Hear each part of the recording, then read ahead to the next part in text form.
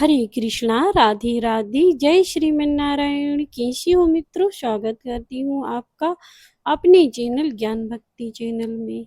आप सभी को परमा एकादशी की बहुत बहुत शुभकामनाएं।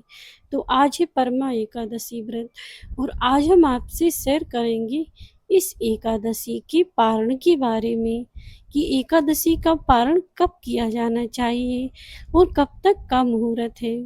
दोस्तों, जितना एकादशी व्रत करने का महत्व होता है उतना ही पारण का भी विशेष महत्व हमारे हिंदू पुराणों में बताया गया है। यदि हम पारण सही समय पर नहीं करते हैं तो हमें एकादशी के व्रत करने का पुण्य फल प्राप्त नहीं होता है। तो आज हम आपको इस वीडियो में आपको पारण का भी शुभ मुहूर्त बताएंगे और साथ ही साथ आज के दिन आप ऐसे कौन से छोटे छोटे से उपाय कर सकते हैं जिससे घर में दरिद्रता का नाश होता है, लक्ष्मी की प्राप्ति होती है, भगवान विष्णु की कृपा प्राप्त होती है। कुछ विशेष उपाय हैं जो आज आपने कर लिए तो आपको माता लक्ष्मी जी की कृपा प्राप्त होने से कोई नहीं रोक सकता, क्योंकि यह एकादशी जो तिथि होती है हमारे हिंदू पुराणों में इस तिथि का बहुत ही महत्व बताया गया है। जो एकादशी तिथि आती है उन सबसे यह सर्वोच्च एकादशी है, क्योंकि यह पुरुषोत्तम मास की एकादशी है। पुरुषोत्तम मास में 3 साल में पड़ने वाली है परमा एकादशी। परमा एकादशी का अर्थात सर्वोच्च एकादशी। तो यह एकादशी सर्वोच्च एकादशी है, सब एकादशियों में महान एकादशी है। इसका पुण्य फल इतना है कि इस व्रत को करने से, इस दिन यह उपाय करने से आपके 100 जन्मों के पाप भी नष्ट हो जाते हैं। जो प्राणी दरिद्रता से यानी कि गरीबी से जूझ रहा है उसको इस एकादशी के पुण्य फल से उसके घर की गरीबी दूर हो जाएगी। जो ब्राह्मणी ने एकादशी का व्रत किया था, जो इस कथा में है, तो उन्होंने अपनी गरीबी दूर करने के लिए ही इस एकादशी का व्रत किया था। और इस एकादशी के व्रत का महत्व यही है, धन प्राप्ति के लिए इस व्रत का किया जाता है, आर्थिक तंगी के लिए इस व्रत को किया जाता है, व्यापार वृद्धि के लिए भी आप इस व्रत को कर सकते हैं। इस व्रत करने वाले की जिस तरह ब्राह्मण और ब्राह्मणी को अपार धन की प्राप्ति हुई थी, इसी प्रकार जो प्राणी इस व्रत को करता है और इस दिन माता लक्ष्मी जी की कृपा प्राप्त करने के लिए जो प्राणी इन छोटे छोटे उपायों को कर लेता है उसको माता लक्ष्मी जी की कृपा प्राप्त जरूर होती है। और आइए जानते हैं अब पारण की विधि। किस विधि से पारण किया जाता है एकादशी का और किस मुहूर्त में किया जाता है। तो चलिए बताते हैं परमा एकादशी व्रत के पारण का मुहूर्त।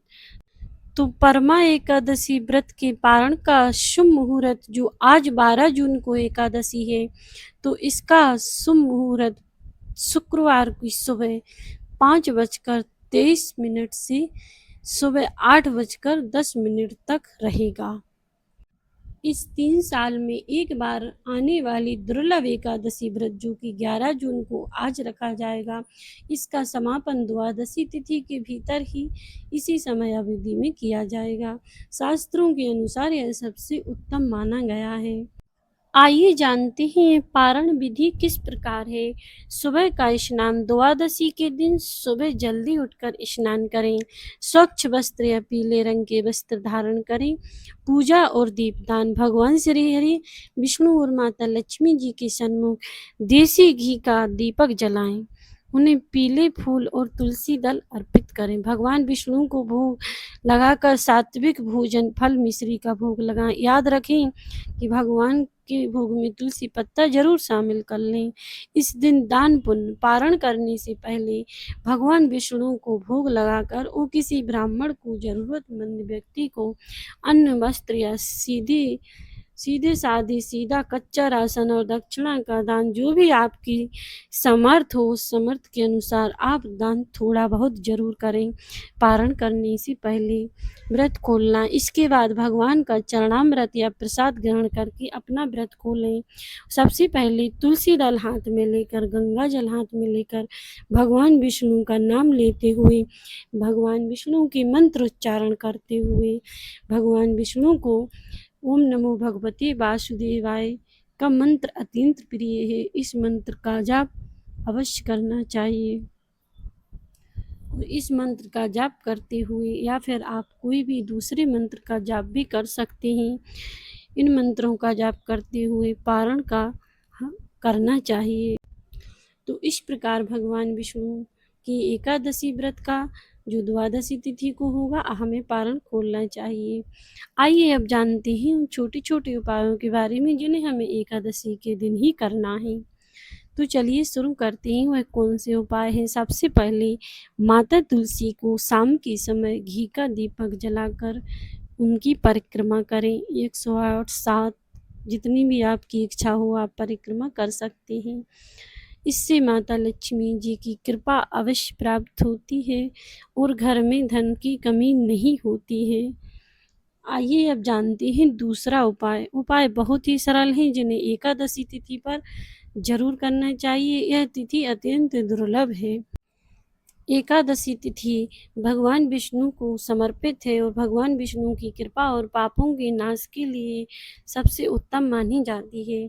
इस दिन कुछ विशेष उपाय और नियम अपनाने से घर में सुख समृद्धि धन दौलत और शांति आती है।